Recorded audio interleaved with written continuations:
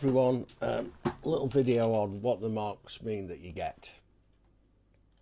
So look, the first thing is read it, read what we write. The percentage mark is important, of course, but really, how do you improve that? How do you get to a better situation next time is what's key. And I absolutely know you'll look at the grade, and if you're the same as me, there's a little washing over of emotion, fear, anger, elation, whatever it is.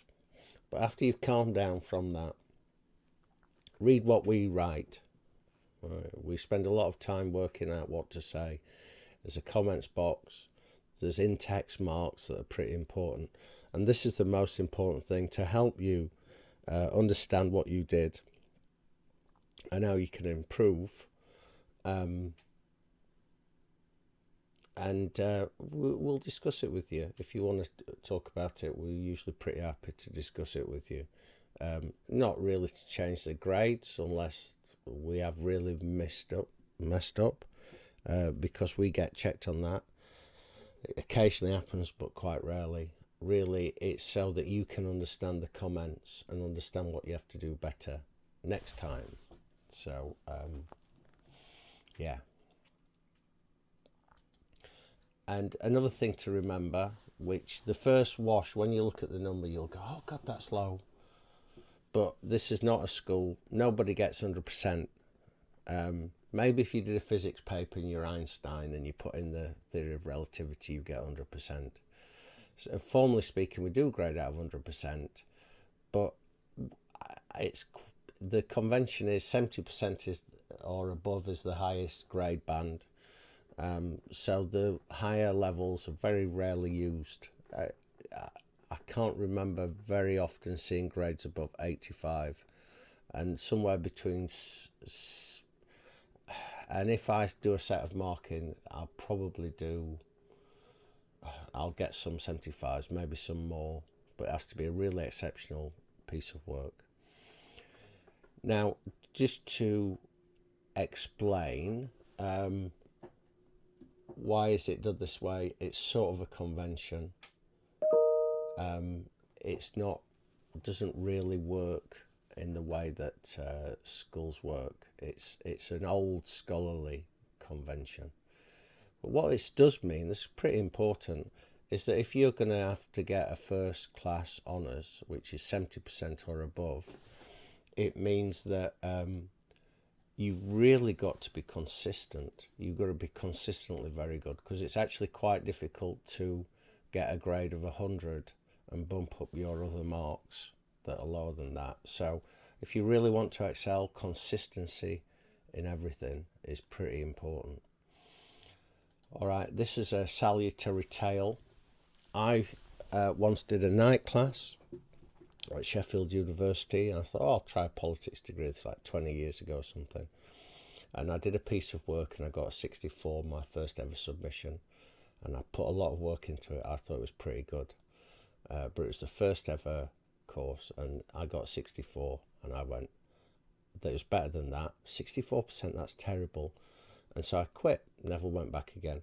But actually 64 for a first piece of mark is pretty good. There's almost almost an informal rule. If the first year, which is the basic stuff, getting a 70 means there's not a lot you need to be taught anymore about that, and that's quite unusual. So I should have talked to the tutor about my 64 rather than just disappearing in a huff. So please don't repeat my sad personal story of misinterpretation. So what do these grades mean? It's your first year. Grades do not go to the final degree. It's pretty complicated, and the details I can go through at another time, but roughly speaking, the second year accounts for 20% of the marks and the third year accounts for 80% of the marks. The first year is about you understanding the basics, about getting your study skills right. It's some experimentation to understand it. It's the basis. It's the most important year in some ways, because it's the basis for what comes next. the foundation, as it were. Nonetheless, your grade does not go to the final degree, so don't worry too much about it. It's what you can get next year, how it allows you to move on to the next year. All right, but just to explain, this is slide 5. There are not 5 grade bands, there are actually 4 grade bands. To pass, you need to get 40% or above. And it's also just to note that there are individual components that you've got to pass at a certain level. It can be the aggregate of the different courseworks have to be 40 or above. But if you get below a certain mark, you've got to retake the entire module.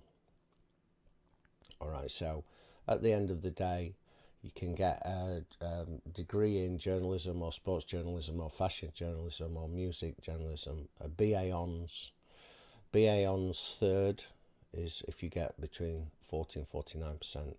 A 2-2, as they call it, a second class honour, between 50 and 59. A 2-1, between 60 and 69. And 70% above is a first class honours, also known as a first. A first, a 2-1, a 2-2, a third. So they're the bands. What do they mean? What they sort of mean is we're looking on each bit of coursework, but the outside world gives us, uses this to get a sense of how you got on with hard work over a period of time and thinking over a period of time.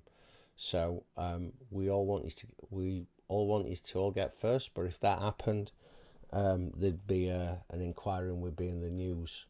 I don't think it happens very often or at all ever. It's more likely that there's a mix of these, with the bulk being 2-1s and 2-2s, and people who work exceptionally hard and really think through their stuff, they get a third in a consistent way. I want you to all aspire to get a first class honours. That would be, I'm always very happy the better grade people get. But remember, your first year is about a guide for how you're working, how hard you're working, whether you understand the basics. And this is a long slog. It's not just all on this one mark. So I hope that helped. If there are any questions, let me know. Thank you. A bit long-winded, sorry. Bye-bye.